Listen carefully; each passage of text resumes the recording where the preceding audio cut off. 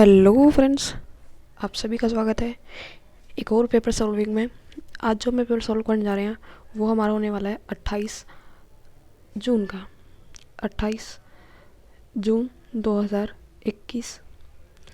और आज जो हम पीजीटी हिस्ट्री का जर्नल पेपर सॉल्व करने जा रहे हैं। ठीक है, इसमें हम जनरल पेपर के 100 में से 100 क्वेश्चंस को कवर करेंगे। सबसे पहले हम हिंदी के पोर्शन को कवर करने वाले हैं। तो चलिए बिना देरी किए करते हैं अपनी वीडियो को स्टार्ट। और आज जो हमारा पहला प्रश्न है हिंदी का वो है संधि विच्छेद से। देखिए, संधि विच्छेद से हमारा पहला प्रश्न है जो कि आपको बताना है गे प्लस अन में का जब हम संधि बनाएंगे तो क्या बनेगा। देखिए, गे प्लस अन को जब हम जोड़ेंगे तो हमारे पास आ जाएगा गायन। ठीक है, क्या आ जाएगा हमारे पास? गायन। ये कैसे आएगा? देखिए, ये गा में हम पहले ए को लेंगे। ये जैसे कि गे लिखा हुआ है यहाँ पर, पहले हम इसमें से ए को लेंगे और इधर से आ को लेंगे, जो कि मिलने के बाद आ बन जाएगा। ठीक है, और वो पूरा शब्द बनेगा गायन। तो हमारा ऑप्शन हो जाएगा ऑप्शन नंबर सी। आगे बढ़ते हैं नेक्स्ट क्वेश्चन में। Question number 82। क्वेश्चन नंबर 82 भी हमारा संधि से है और संधि है यहाँ पर प्रत्यूष। और प्रत्यूष को जब हम इसकी संधि विच्छेद करेंगे तो हमारे पास प्राप्त होगा प्रति प्लस ऊष। यहाँ पर प्रति का ई को बड़े ऊ से मिलाकर बड़ा ऊ प्राप्त होता है, जो कि यहाँ पर या के ऊपर हम यूज़ करेंगे। ठीक है, चलिए आगे बढ़ते हैं। आगे है नेक्स्ट क्वेश्चन। निम्नलिखित प्रश्नों में से 4 विकल्पों में से उस विकल्प का चयन करें जो सदैव पुल्लिंग का सही उदाहरण है। मतलब जो कि सदैव पुल्लिंग रहता है। आप पुल्लिंग बता देंगे, बैसाख जो है हमारा पुल्लिंग शब्द है, बाकी सभी स्त्रीलिंग कैटेगरी में आते हैं। आगे प्रश्न हमारा 84 में आपको बताना है निम्नलिखित में से कौन सा शब्द तत्सम रूप में है। तो यहाँ पर अचरज का तत्सम रूप हो जाएगा आश्चर्य। ठीक है, अचरज का आश्चर्य। आगे है 85 क्वेश्चन नंबर। 85 क्वेश्चन नंबर में आप बताएंगे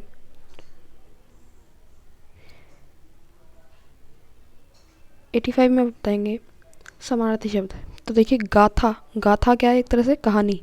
ठीक है, तो कहानी हो जाएगा इसका समानार्थी शब्द। 86 में है आपको बताना शब्द युग्म का अर्थ। यहाँ पर देखिए अभिहित और अविहित। अभिहित मतलब कहाँ हुआ और अविहित अनुचित हो जाएगा। ऑप्शन नंबर सी करेक्ट होगा। आगे बढ़ते हैं नेक्स्ट क्वेश्चन में। Question number 87। यहाँ पर 87 में आपको बताना है विलोम शब्द। ठीक है, सही विलोम शब्द बताना है। तो देखिए, कर्तज्ञ का जो विलोम शब्द होगा वो हो जाएगा कर्तंग। ठीक है, आगे बढ़ते हैं नेक्स्ट क्वेश्चन में। Question number 88। क्वेश्चन नंबर 88 में आपको बताना है वाक्यांश के लिए सही विकल्प। यहाँ पर वन वर्ड दिया हुआ है, जिसे दूर करना कठिन हो उसको बोलते हैं दुर्निवार। और अगर अन्य शब्दों की बात की जाए यहाँ पर, तो देखिए जिसे दूर ना किया जा सके या फिर दूर तक जाने वाला होता है दुर्गामी, और बाकी तो नहीं बनते। ठीक है, आगे बढ़ते हैं 89 में आप बताएंगे सर्वनाम का सही भेद। तो देखिए, यहाँ पर जो करेगा सो भरेगा। यहाँ पर संबंधवाचक हो जाएगा। और संबंधवाचक सर्वनाम की पहचान के कौन कौन से शब्द होते हैं, जैसे कि हमारा जो हुआ, सो हुआ, उसी हुआ, जब हुआ, जैसा हुआ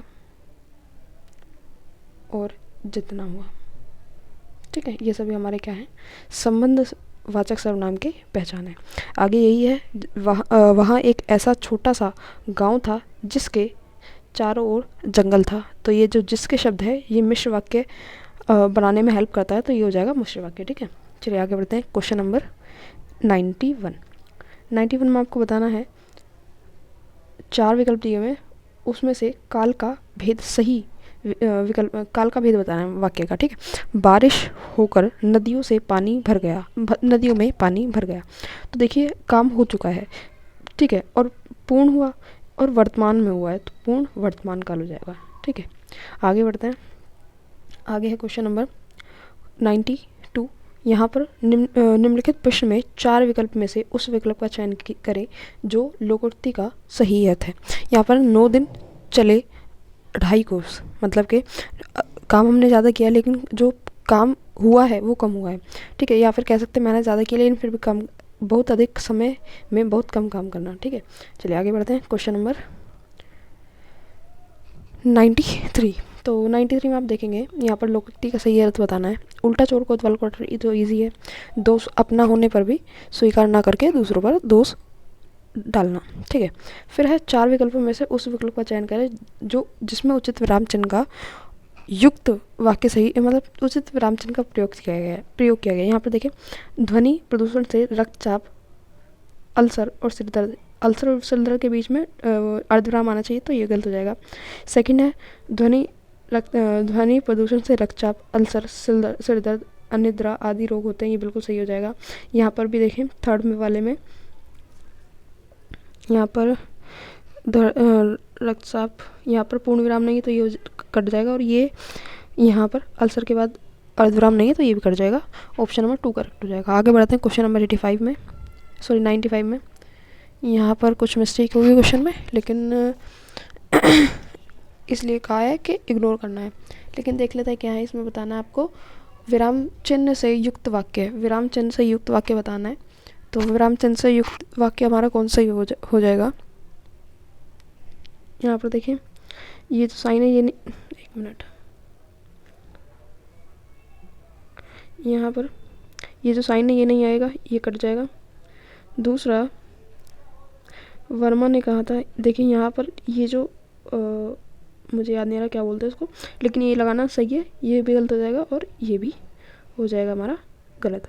अब देखिए ये हमारा क्यों गलत हो गया, ये हमारा सही होता अगर ये वाले जो एरोस हैं यहाँ पर ना होते, तो ये वाला हमारा सही होता था, लेकिन इसमें चारों ही ऑप्शन गलत है, इसलिए यहाँ पर जो है कैंडिडेट को कहा गया है इग्नोर करें। ठीक है, ये आंसर की है। ठीक है, यहाँ पर देखिए इसके बाद 96 से 100 तक हमारे 5 पैराग्राफ के क्वेश्चन होते हैं जो कि हमारे स्टार्ट हो गए हैं। यहाँ पर पैराग्राफ को पहले हमें रीड करना होगा, तो रीड करने के लिए सबसे पहले रफली रीड करें, ज़्यादा बड़ा भी नहीं है। यहाँ पर आप बातचीत करते समय हमें शब्दों के चयन पर विशेष ध्यान देना चाहिए, क्योंकि सम्मानजनक शब्द व्यक्ति को उदात्त और महान बनाते हैं। बातचीत को युग्म एवं प्रभावशाली बनाने के लिए सदैव प्रचलित भाषा का ही प्रयोग करें। मतलब कि बातचीत को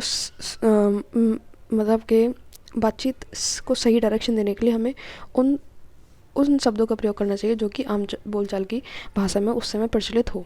ठीक है, जैसे कि हम हिंदी में बात कर रहे हैं तो आपको हिंदी समझ में आ रही है तो ही आप मेरी बात को सुन पाएंगे, समझ पाएंगे। ठीक है, यहाँ पर अत्यंत साहित्य और क्लिष्ट भाषा के प्रयोग से कहीं ऐसा ना हो कि हमारा व्यक्तित्व चोट खा जाए।